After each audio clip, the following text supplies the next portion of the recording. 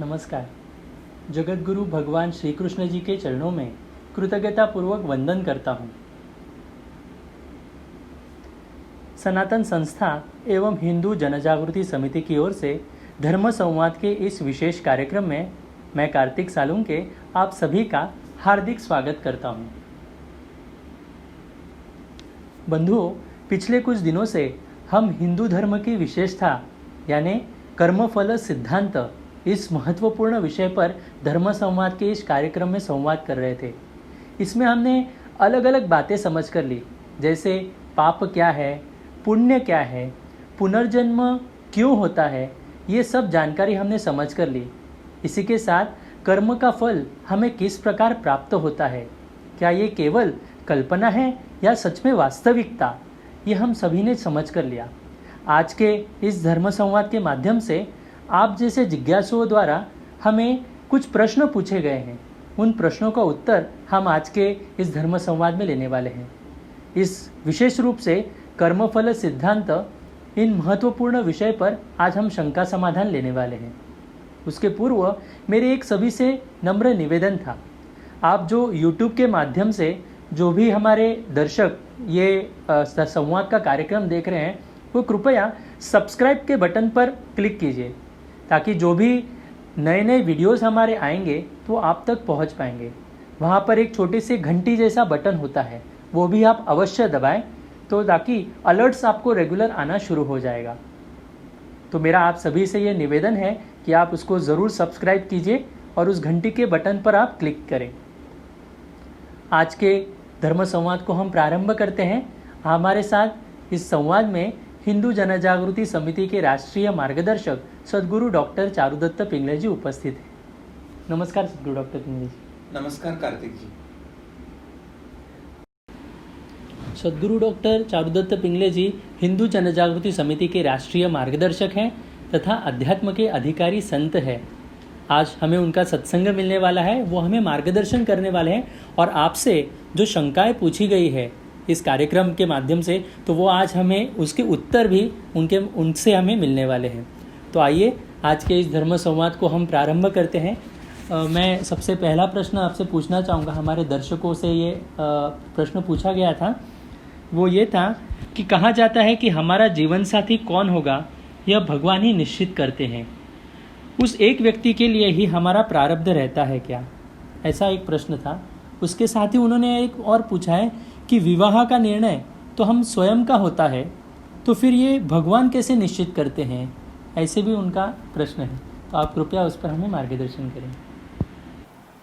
सर्वप्रथम हमारा जीवन साथी कौन होगा, यह कौन तय करता है, यह कैसे निश्चित होता है, यह सब शास्त्र हम समझ लेंगे। अब जीवन साथी यानी एक तरह से हम पति या पत्नी इस रूप में पहले हम देखेंगे। तो हमारा जो जीवन साथी होता है यह हमारे पिछले जन्मों के कर्मों के आधार पर ही निश्चित होता है। वास्तव में पिछले जन्मों के कर्मों द्वारा ही हमारे इस जीवन का प्रारब्ध निश्चित होता है, परंतु यह जो सभी व्यवस्था है यह ईश्वर द्वारा संचालित होती है। उसके कारण सामान्यतः यह कहा जाता है कि भगवान द्वारा ही या ईश्वर ही जोड़ियां बनाता है। अब ईश्वर या भगवान ये जोड़ी कैसे तय करता है, इसके भी कुछ संदर्भ हम जान लेंगे।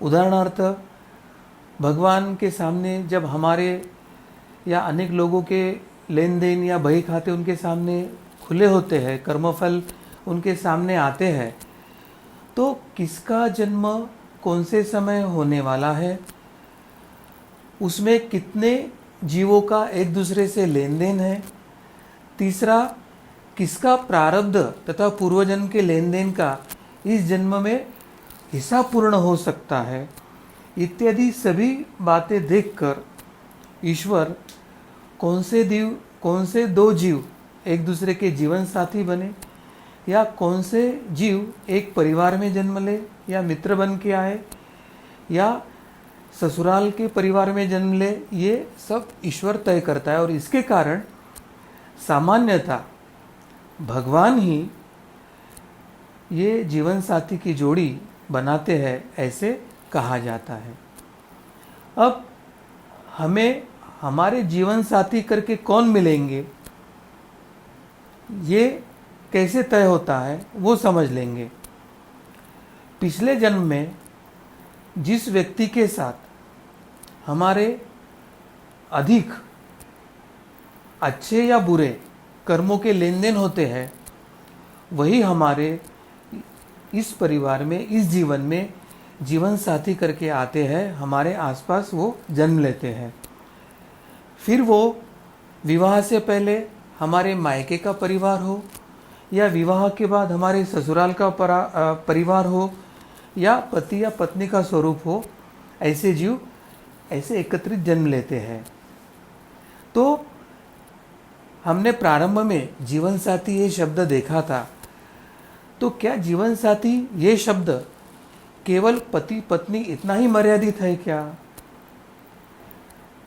इसका उत्तर पहला यही है कि वर्तमान समय में सामान्यतः जीवन साथी करके पति या पत्नी, इस अर्थ से यह शब्द प्रचलित है।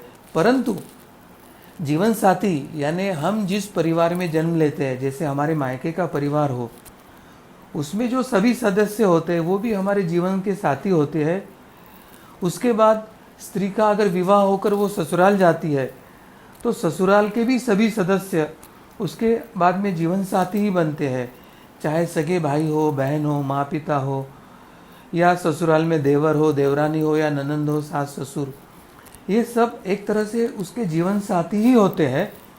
परंतु ये निश्चित है कि वर्तमान में जीवन साथी ये शब्द पति या पत्नी इस रिश्ते के लिए हमारे यहाँ अधिकतम उपयोग होता है।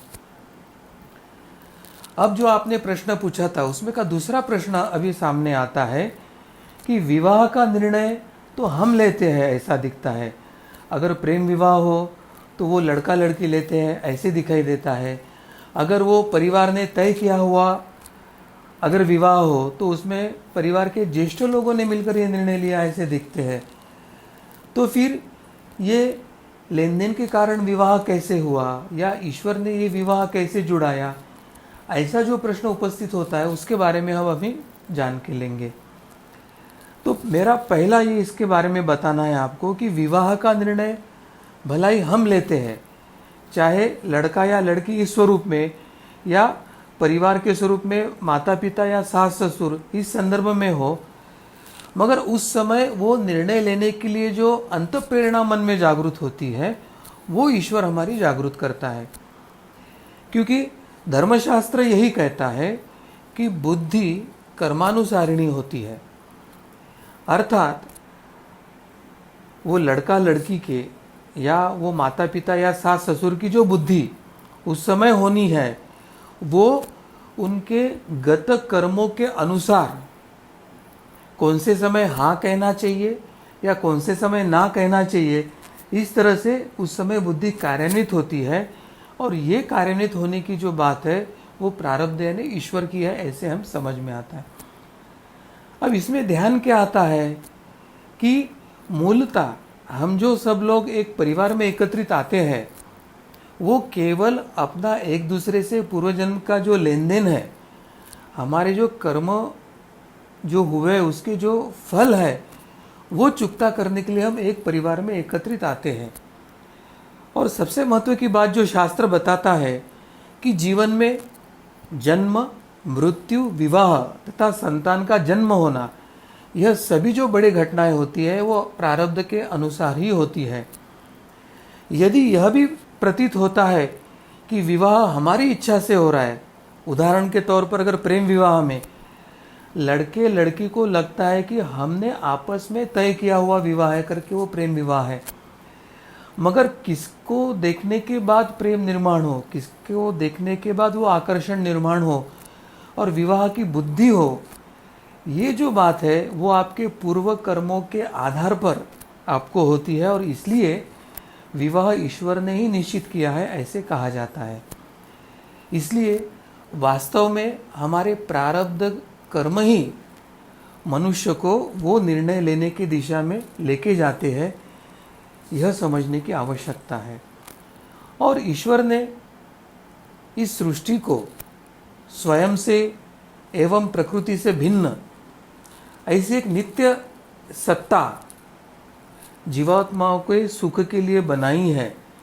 वो सत्ता उस समय काम करके वो बुद्धि देती है और नियति अपना कार्य करती है।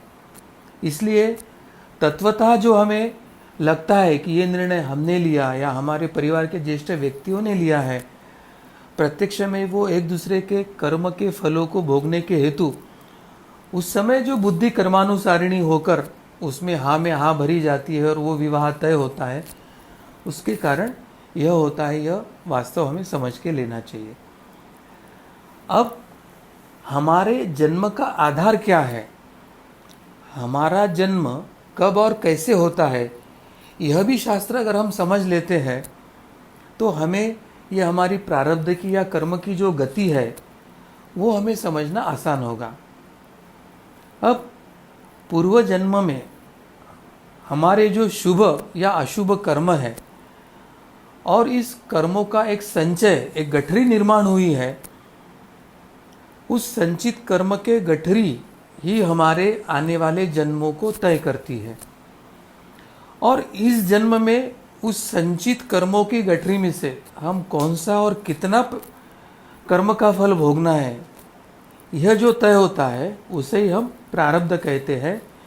और यह समझ लेना आवश्यक है कि सभी जीवों के प्रारब्ध कर्मों के अनुसार ईश्वर उन जीवों को जन्म देने की योजना बनाता है। जन्म लेकर जीव जब आता है तो पूर्व जन्म के फलों को भोगना तथा मनुष्य के जन्म में मिलने के कारण इस जन्म में नए कर्म करना, ये दोनों बातें उसे साथ साथ करनी होती है। यानी दूसरे अगर शब्दों में जानना चाहते हैं तो मनुष्य का जन्म एक तरह से पूर्व जन्म के फलों को, कर्म के फलों को भोगना यानी प्रारब्ध भोगने के लिए और हमारे जो पूर्व कर्म के फल है उसको घटाने के लिए होता है, और दूसरे जो है नए कर्म करने के लिए यानी क्रियामान कर्म करने के लिए होता है। यह समझ कर लेना आवश्यक है। अब मृत्यु का समय आने और मृत्यु होने पर कर्मों की जो कुछ पूंजी बच जाती है, वह कर्म की पूंजी या जो प्रारब्ध है वो मनुष्य के अगले अनेक जन्मों में उसको भोगने के लिए ईश्वर की योजना बनती है। और वो जो योजना बनकर मनुष्य को बार बार जन्म लेना पड़ता है उसे ही पुनर्जन्म कहते हैं, और यही मनुष्य के अगले अगले जन्म का आधार होता है।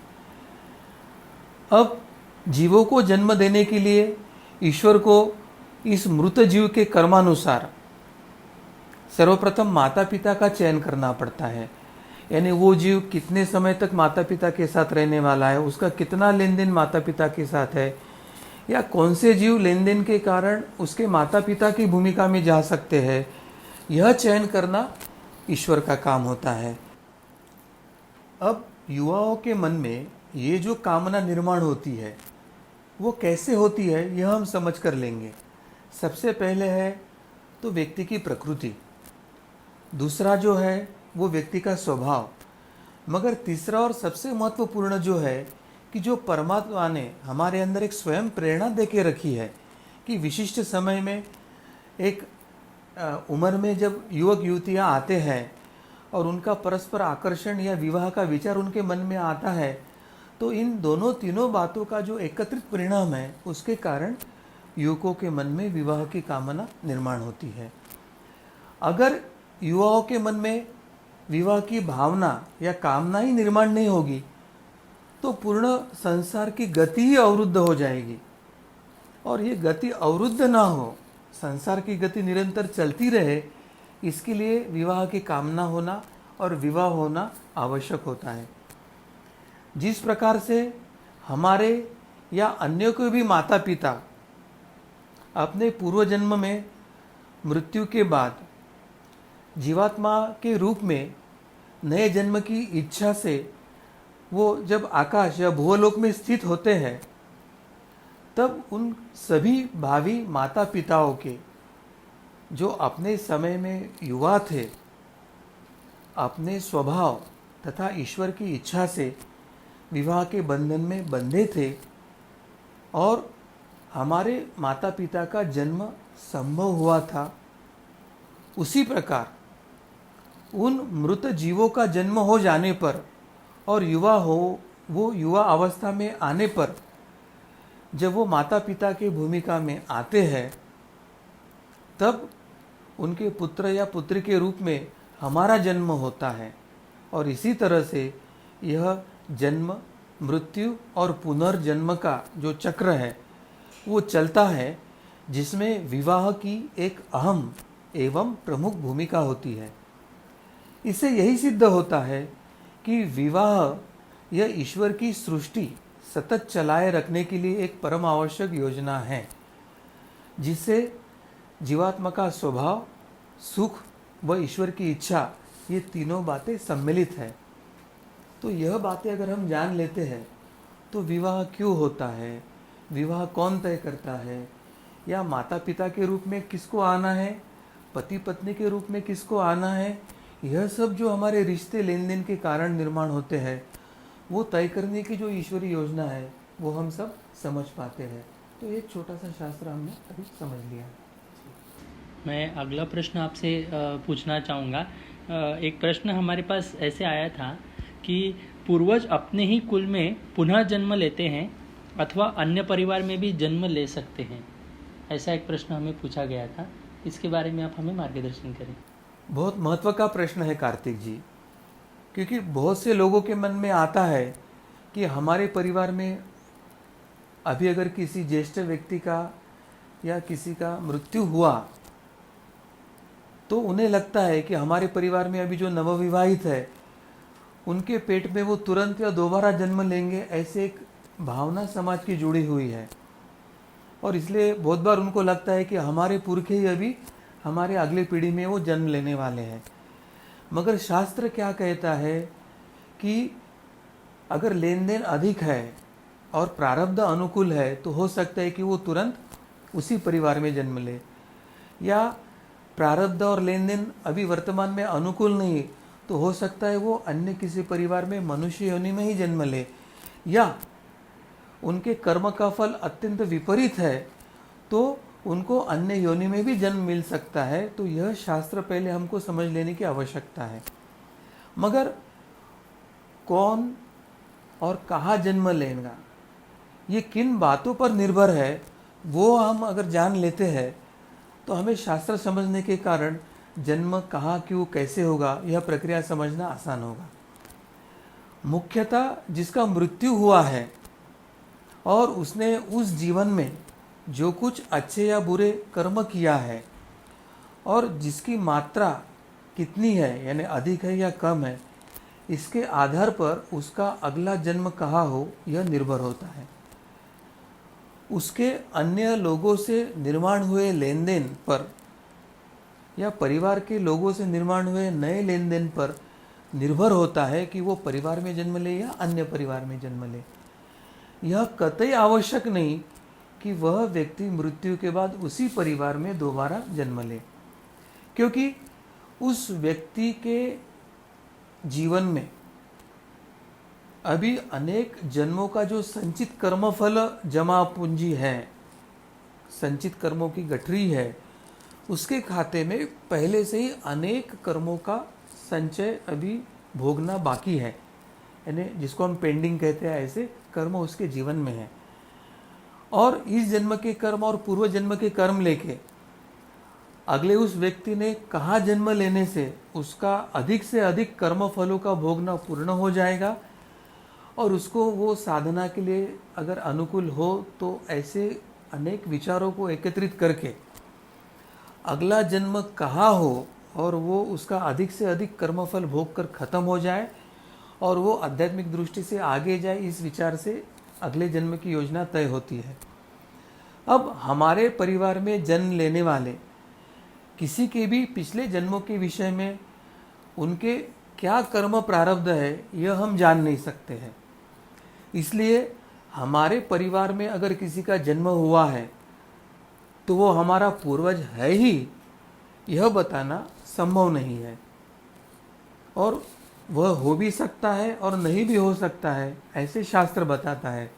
इसलिए हमारे परिवार में हमारे पूर्वज ने ही जन्म लिया है या नहीं, इस विचार में अटकने के बजाय इस जन्म में हमारा लेन देन कैसे खत्म हो, हमारा जो क्रियामान कर्म है वो साधना या गुरु कृपा के तरफ कैसे बढ़े और शीघ्रता से हम आध्यात्मिक उन्नति करके जन्म मृत्यु के चक्रों से ही कैसे छुटकारा पाए, यह ध्येय लेकर अगर मनुष्य कर्म करता है तो सब इन बातों को अपने आप को छोड़कर अपना जीवन का प्रवास ईश्वर की तरफ कर सकता है। तो यह शास्त्र इसलिए समझना आवश्यक है। मैं हमारे सभी दर्शकों को ये बताना चाहूँगा कि हमारा जो कर्मफल सिद्धांत इस विषय पर जो धर्म संवाद हुआ था, तो उसमें जो प्रश्न शंकाएँ उपस्थित की गई थी उसका शंका समाधान आज यहाँ पर हम कर रहे हैं। यहाँ पर आपको अगर सुनते समय यदि कोई मन में शंका या प्रश्न निर्माण हो तो आप अवश्य अपने चैट बॉक्स पर उसे दे सकते हैं। हम आपका अवश्य शंका समाधान करने का प्रयास करेंगे। अगले प्रश्न को मैं आपसे पूछता हूँ। ये प्रश्न हमें आया था कि गत जन्म के प्रारब्ध के कारण मुझसे इस जन्म में कुछ बुरे कर्म हुए तो क्या उसका भी पाप मुझे लगेगा? इसका भी शास्त्र हम जान लेंगे। सर्वप्रथम धर्म ने हमें पाप क्या होता है और पुण्य क्या होता है यह हमें बताया है, तथा सदैव पुण्य कर्म करने तथा पाप कर्म टालने की सीख हमें धर्म ने दिया है। और किसी भी मनुष्य को यह ज्ञात नहीं होता है कि उसके द्वारा होने वाला कर्म ये गत जन्म प्रारब्ध कर्म के कारण हो रहा है या इस जन्म के उसके स्वेच्छा या क्रियावान कर्म के कारण हो रहा है। इसलिए मनुष्य ने धर्म ने जो बताया उस धरती पर ही पाप में कर्म टालकर पुण्य में कर्म करने का प्रयास करना चाहिए।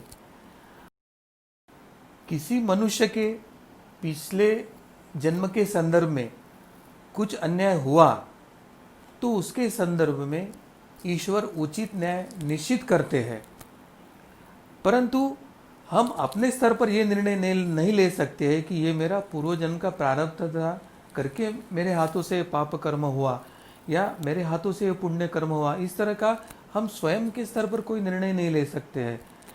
यदि किसी ने बुरा कर्म किया तो उसका फल उसे भुगतना पड़ता है। मनुष्य यह भोग योनि नहीं है अपितु कर्म योनि है। हमें यह भी पता है ईश्वर ने हमारे हाथ में जो 35% क्रियामान कर्म दिया है उसका अधिक से अधिक उपयोग करके हमें अच्छे कर्म ही करना अपेक्षित है तथा साधना करना अपेक्षित है। भगवान श्री कृष्ण ने गीता में यह बताया है कि कर्म करने का आपको स्वातंत्र जरूर है परंतु उसके फल में आपको स्वतंत्रता नहीं है।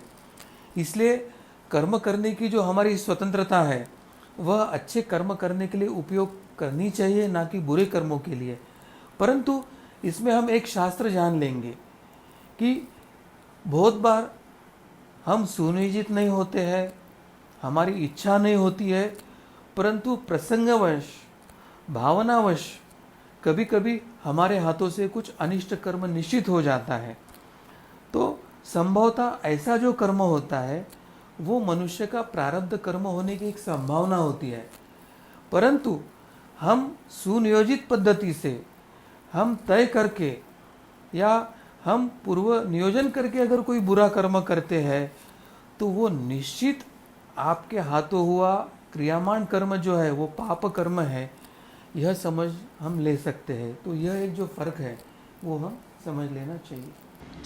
सदगुरु डॉक्टर पिंगले जी, आपने अभी जैसे बताया तो एक मन में आया था कि पाप हो या पुण्य हो उसका फल तो हमें भुगतना ही है। तो एक हमारे जिज्ञासु ने यही प्रश्न आगे हमसे पूछा था। वो पूछते हैं, दान और आदि पुण्य कर्म का फल इस जन्म में ही मिलता है कि अगले जन्म में मिलता है?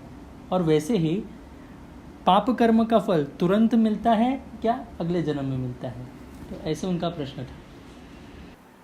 जैसे हम व्यवहार में हैं और हमें ऐसे लगता है कि मेरी बुद्धिमत्ता अच्छी है, मेरी शिक्षा ग्रहण करने की क्षमता अच्छी है, तो वो विचार करता है कि मैं अलग अलग क्षेत्र की डिग्रियां मैं ले लूँ। एक बार मैं MBA भी होना चाहता हूँ, मैं LLB भी करना चाहता हूँ, एक तरफ मैं इंजीनियर भी बनना चाहता हूँ, हो सकता है कि एक तरफ मैं डॉक्टर भी बनना चाहूँ, ऐसी उसकी इच्छा हो सकती है। परंतु हमारी क्षमता कितनी भी हो, एक ही समय में हम अनेक विषयों का अध्ययन करके अनेक डिग्रियां लेना हमें संभव नहीं होता है। किंबहुना एक ही साथ ये सब करने की हमारे क्षमता भी नहीं होती है। ये सब बातें हमारे क्षमता के बाहर होती हैं। वैसे ही हमारे इस जन्म के तथा अनेक जन्मों के अच्छे बुरे जो कर्म है, वो सभी कर्म एक ही जन्म में भुगतना असंभव होता है।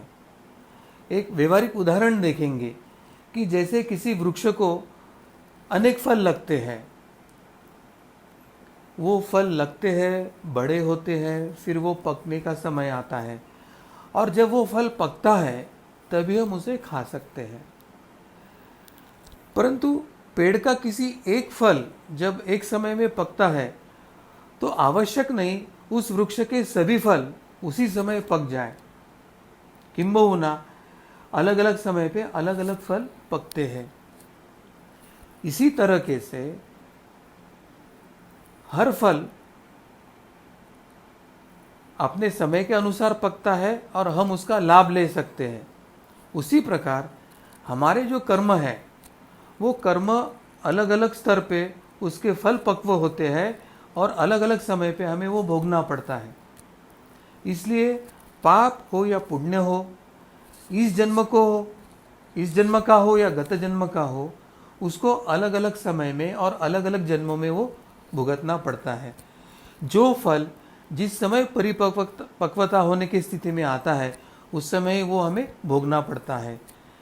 जैसे किसी व्यक्ति का पुण्य कर्म, उसका कुछ फल हमें दिखना चाहिए, परंतु उस समय वो गत जन्म के पापों का भी फल चुका रहा है, तो संभवतः वह व्यक्ति अच्छे कर्म कर रहा है इस जीवन में, परंतु उसका फल नहीं मिल रहा है, ऐसे दिखाई देता है। सामान्य तो जो सज्जन या अच्छे व्यक्ति होते हैं, जो बुरे कर्म नहीं करते हैं, इस जीवन में वो अच्छे ही कर्म कर रहे हैं, परंतु इस समय उनका पूर्वजन्म का पाप का फल वो भोगने के कारण ये अच्छे कर्मों से उनका जीवन सुखमय या आनंदमय या सुविधाजनक है, ऐसे दिखाई नहीं देता है। दूसरी ओर गत जन्म के पुण्य के कारण इस जन्म में कोई व्यक्ति सुख सुविधा और ऐश आराम का जीवन जी रहा है, परंतु इस जन्म में वो हमें बाह्यता गुनाह कर रहा है, पाप कर्म कर रहा है, ऐसे दिखाई देता है। तो ऐसे प्रश्न अनेक लोगों के मन में आता है कि जो लोग भ्रष्टाचार कर रहे हैं, देश को लूट रहे हैं, गुनहगारी कर रहे हैं, ऐसे लोग बहुत अच्छा जीवन जी रहे हैं, तो वो बहुत बार प्रश्न उपस्थित करते हैं कि क्या भगवान के पास न्याय नहीं है क्या? परंतु वो अपने पूर्व जन्म के पुण्य का फल भोग रहे हैं और इस जन्म का जो फल है उसका अभी उन्होंने पक्व न होने के कारण फल भोगा नहीं है, यह समझ लेना हमें आवश्यक होता है। और बहुत बार जो व्यक्ति ये प्रश्न पूछते हैं कि ये सज्जन लोग हैं, बुरे कर्म नहीं कर रहे, परंतु उनके जीवन में दुख क्यों? तो वो अपने पूर्व जन्म का पाप कर्म भोग रहे हैं, यह समझ के लेने की आवश्यकता है। परंतु सबसे महत्व की बात क्या है कि इस तरह के किसी विश्लेषण में हम ना अटके। शास्त्र के बताए अनुसार हम कर्म जो कर रहे हैं वो निष्काम भाव से करते रहे या कर्म कर रहे उसके फल की अपेक्षा ना करें। इससे क्या होगा कि मनुष्य के जीवन का सार्थक होगा। वो कर्म फल में ना अटकने के कारण वो कर्मयोग को प्राप्त करेगा, उसका जीवन आनंदी और उसका जीवन का प्रवास ईश्वर के तरफ होगा और वो व्यक्ति जन्म मृत्यु के चक्र से मुक्त हो जाएगा। तो ये सब बातें अगर हम जान लेते हैं तो हमारे जीवन के अनेक प्रश्न ही दूर हो जाते हैं। सदगुरु डॉक्टर पिंगले जी, हमारे ऐसी एक जिज्ञासु ने हमारा एक ऐसा प्रश्न हमें पूछा था कि जीवन की उपलब्धियाँ प्रारब्ध के कारण मिलती है कि प्रार्थना और भक्ति के कारण मिलती है? बहुत अच्छा एक व्यवहारिक प्रश्न उन्होंने पूछा है। अब जीवन की जो उपलब्धियां है वो तो प्रारब्ध के कारण ही होती है, ये तो शास्त्र ने हमें सुस्पष्ट बताया है। कर्म फल सिद्धांत हमें बार बार यही बताता है कि आप जो कुछ भोग रहे हैं, चाहे अच्छा हो या बुरा हो, वो आपके पूर्व कर्मों की ही फलों के कारण है। अब जीवन की उपलब्धि जो है, जिसमें हमारे प्रयास हो सकते हैं, अर्थात हमारा जो क्रियामान कर्म है उसमें हम बढ़ोतरी ला सकते हैं। एक उदाहरण के तौर पर, यानी प्रयास करके भी हम अगर कोई चीज या वस्तु या हमारा ध्येय प्राप्त नहीं हो रहा है तो वो हमारे बुरे प्रारब्धों का लक्षण ही हमें समझ लेना चाहिए। अब भाव भक्ति या प्रार्थना का क्या महत्व है? तो भाव भक्ति या प्रार्थना हमारे जीवन के ये जो दुखमय प्रारब्ध होते हैं उसको वो सुसह्य करता है, यानी वो सहन करने के लिए हमें शक्ति देता है, हमें बल देता है। हमारा प्रारब्ध का भोग है वो भोगना हमें सरल हो, इसलिए ये हमें सहायता करते हैं। व्यवहारिक तौर पे जैसे किसी का ऑपरेशन करना हो तो उसे वेदना शामक इंजेक्शन देकर, यानी एक एनेस्थेशिया या उनको भूल दी जाती है। उससे क्या होता है कि ऑपरेशन करते समय तो दर्द होता ही नहीं, परंतु ऑपरेशन के बाद दर्द के अनुभव भी बहुत कम होते हैं। उसी तरह से प्रारब्ध हमारा अगर दुखमय है, अधिक दुखमय है, तो प्रार्थना या भाव भक्ति करने के कारण दुख की जो मात्रा हमें अनुभव होती है तो उसका हमें पता ही न चलने के कारण वो भोग हमारे लिए एक तरह से सुसह्य या कभी कभी आनंदमय हो सकते हैं। इसलिए चाहे हमारे भोग प्रारब्ध के कारण आए हो, अगर भाव भक्ति का अगर हम उसको सहायता देते हैं तो बुरे भोगों का जो फल होता है वो हमें सहने के लिए शक्ति या बल मिलता है, वो सुसह्य होते हैं। मुझे लग रहा है कि हम सभी का शंकाओं का समाधान यहाँ पर हो रहा है। आपके मन में कुछ अगर प्रश्न हो तो आप अवश्य चैट बॉक्स पर लिख कर दे सकते हैं। एक जिज्ञासु ने हमसे ऐसे प्रश्न पूछा है कि हिंसक पशु ने मनुष्य को खाया तो उसे पाप लगता है क्या? सबसे पहले हम ये शास्त्र जान लेंगे कि मनुष्य योनि में ही कर्म की स्वतंत्रता है और वो उसको विवेक बुद्धि जो दिया है उसके आधार पर उद्देश्य जानकर जो कर्म करता है उसके आधार पर उसे पाप या पुण्य या कर्मफल निर्माण होता है। तो केवल मनुष्य योनि ही ये पुनर्जन्म के सिद्धांतों को जागरूक रखती है, बार बार जन्म मृत्यु के चक्र में अटकाती है और मनुष्य जन्म ही आपको जन्म मृत्यु के चक्र से छोड़ने के लिए सहायभूत होता है। दोनों बातें, अच्छी और बुरी, मनुष्य जन्म में ही पूर्ण होती है। अब दूसरा प्रश्न है कि क्या पशु योनि का कर्म फल देता है क्या? पशु योनि है ये भोग योनि है, इसलिए उन्हें पाप या पुण्य ऐसा कुछ लगता नहीं है। और आपने जो प्रश्न किया कि हिंसक पशु, तो हमारे यहाँ वो हिंसक, हमारे मन के कारण वो हिंसक लगता है, मगर उसको तो मांसाहार ये उसका नैसर्गिक ही भोजन भगवान ने दिया है, तो उसके दृष्टि से वो हिंसा वगैरह कुछ नहीं रहता है। वो हमारे दृष्टि से हो सकती है, क्योंकि पशुओं में भी हमें एक गुण दिखाई देता है, उन्हें जब भूख लगती है तभी वे किसी पर आक्रमण करते हैं। वो अगर भूखे नहीं तो बिना कारण वो किसी पर आक्रमण भी नहीं करते हैं। और इसलिए हमें बहुत बार ऐसे देखने में भी आता है कि एक दूसरे के भक्ष्य या भोजन ऐसे रिश्ता होने वाले दोनों प्रकार के पशु एक ही तालाब पर आकर पानी पीते हैं और उस समय वो जो पशु है वो आक्रमण नहीं करते दूसरे पशु पर। तो कितनी श्रेष्ठ बात है। वो अगर हिंसक होते हैं तो उनको खाद्य वस्तु दिखने वाले अगर प्राणी दिखते हैं तो उन्होंने हिंसा ही करना अपेक्षित था, परंतु वो भूखे पेट ही हिंसा करते हैं, या खाद्य की दृष्टि से भरे पेट वो कभी किसी को हिंसा नहीं करते। तो ये एक बड़ा गुण इस योनि में हमें दिखाई देता है। ऐसे आया था, वो पूछते हैं कि लेन देन अधिक होने के कारण किसी परिवार में पुत्र का जन्म होता है पर असमय ही उसकी मृत्यु हो जाती है, तो उसका लेन देन इतना ही था क्या? ऐसे में हम कैसे कह सकते हैं? मनुष्य के जीवन में जन्म तथा मृत्यु यह सबसे बड़ा प्रारब्ध का ही भाग होता है और यह पूर्णता ईश्वर के ही अधीन होता है।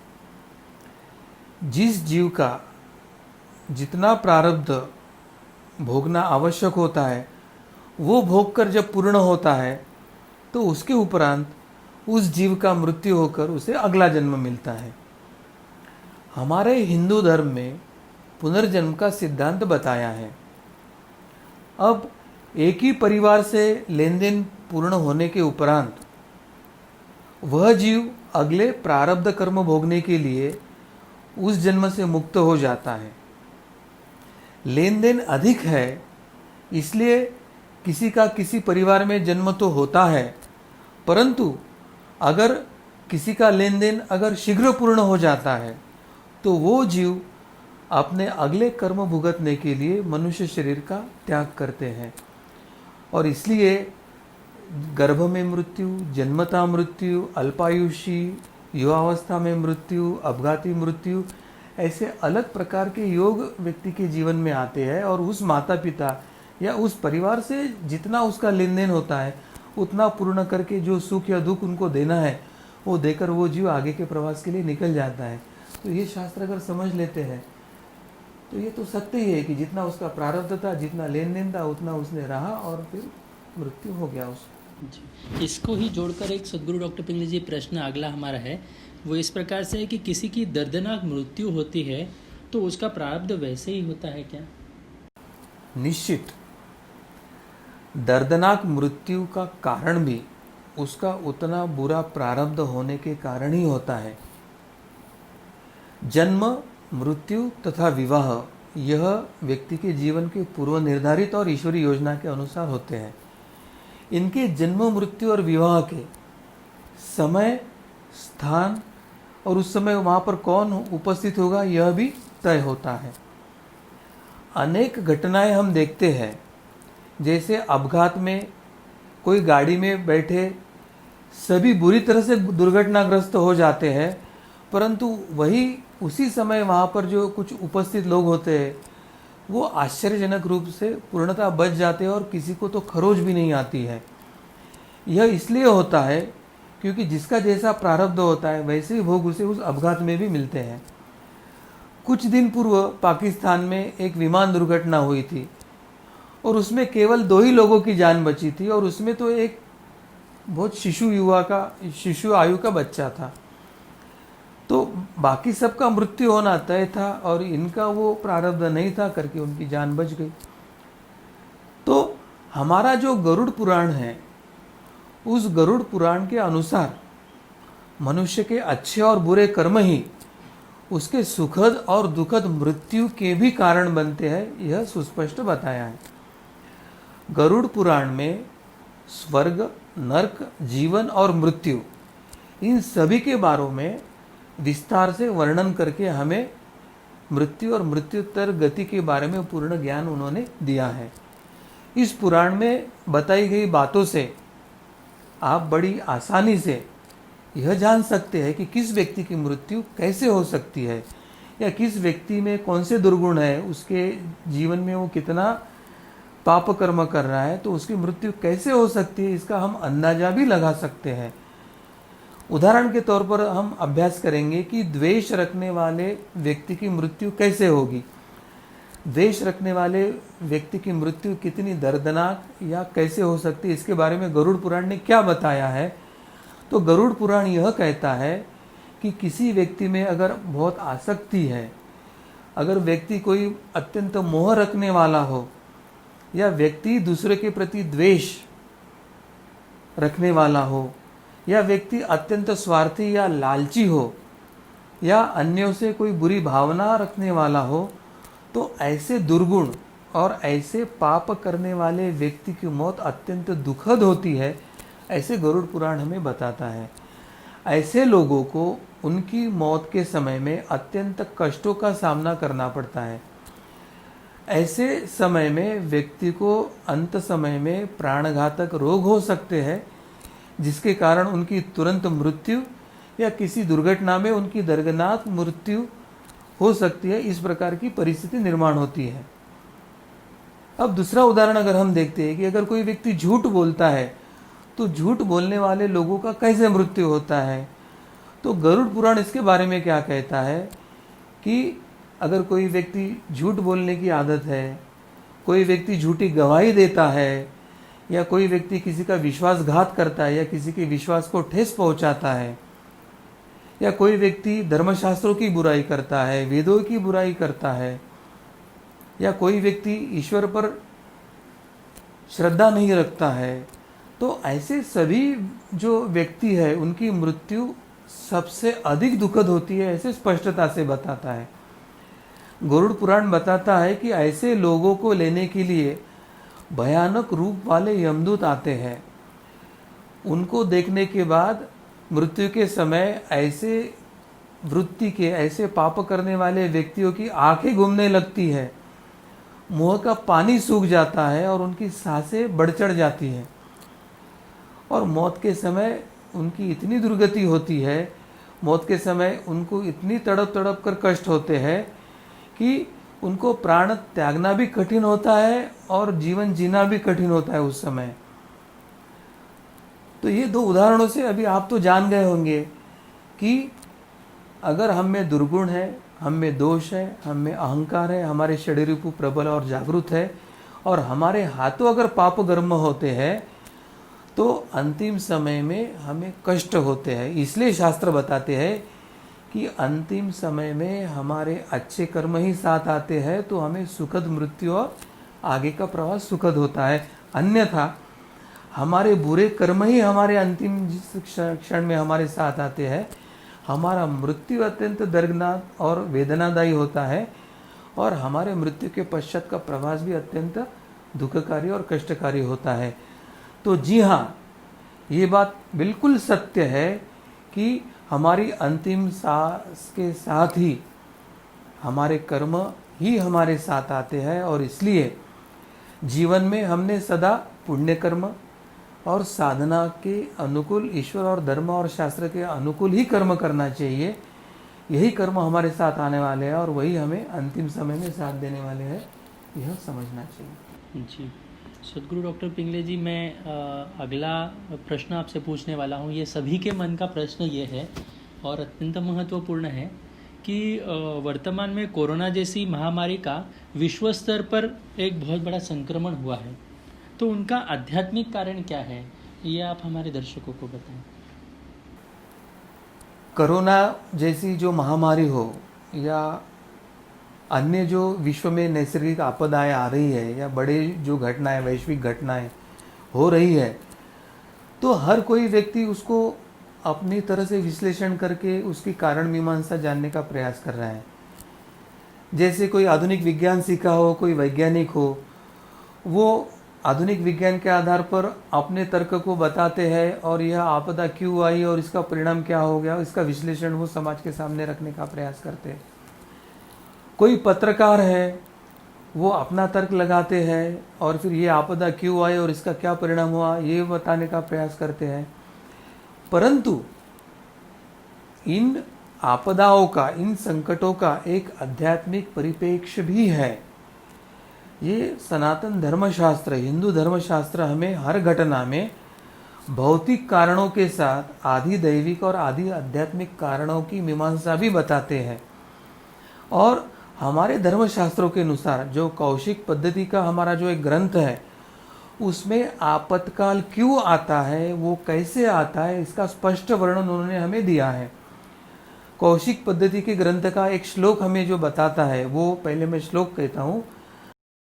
अतिवृष्टि, अनावृष्टि, शलभा मूषका शुका, स्वचक्रम परचक्रम च सप्तयता इतया स्मृता।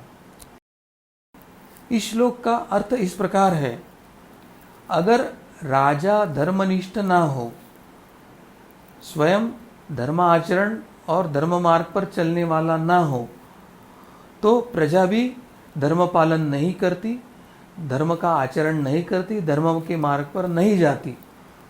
और प्रजा के धर्म पालन न करने के कारण संपूर्ण समाज अधर्म के रास्ते पर चलता है। और ऐसे समाज में 7 प्रकार के संकट आते हैं। उसमें अतिवृष्टि यानी बाढ़ इत्यादि, अनावृष्टि यानी अकाल इत्यादि, टिड्डियों का आक्रमण, चूहों का आक्रमण, तोतों का उपद्रव तथा एक दूसरे के साथ आपस में देश में लड़ाइयाँ या शत्रु राष्ट्र का आक्रमण, इस प्रकार के 7 संकट राष्ट्र पर आते हैं। वर्तमान में धर्म शिक्षा तथा धर्माचरण के अभाव में व्यक्तियों में स्वार्थ बढ़ना, रजतमो वृत्ति बढ़ना, इसका मतलब कोई भ्रष्टाचारी बनता है, कोई दूसरे को कष्ट देता है, स्वयं का सुख लेता है, कोई माता पिता की जिम्मेदारी नहीं निभाता तो कोई देश के प्रति उसका जो कर्तव्य है वो नहीं निभाता है, समाज को राष्ट्र को पीड़ित करता है, प्रशासन या पुलिस व्यवस्था को वो अनावश्यक तनाव निर्माण करता है।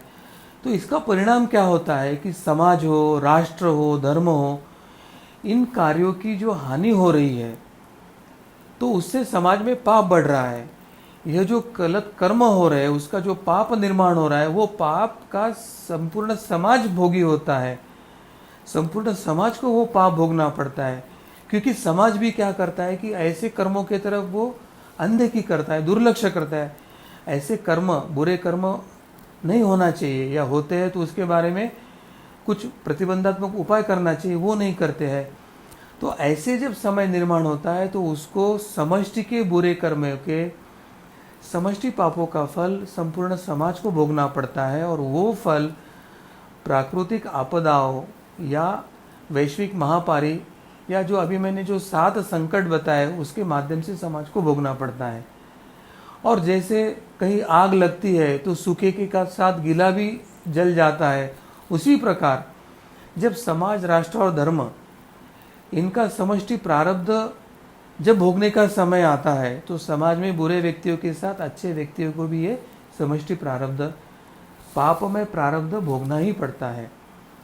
समाज में आध्यात्मिक अपवित्रता बढ़ने से वर्ष 2013 से 2023 तक का जो कालखंड है इस पृथ्वी तल पर, इस भारतवर्ष का, यह कालखंड मनुष्य जाति को अत्यंत कठिन होगा और इस कालखंड में संपूर्ण विश्व के मनुष्य को समष्टि पाप का प्रारब्ध भोगना पड़ेगा। ऐसे अनेक भविष्यवेत्ता तथा द्राष्ट संतों ने हमें पहले ही बता के रखा है। तो समष्टि पाप से बचने के लिए सबसे आसान तरीका है कि पहले हम साधना करें, व्यष्टि साधना करने के साथ समष्टि साधना करें, समाज को धर्म के मार्ग पर जाने के लिए प्रेरित करें, समाज को शास्त्र सम्मत कर्म करने के लिए प्रेरित करें, समाज को सत्वगुणी कर्म करने के लिए प्रेरित करें और स्वयं साधना करके जन्म मृत्यु के चक्र से परे जाने का प्रयास करें और समाज के लोगों को जन्म मृत्यु के परे लेके जाने के लिए प्रयास करें।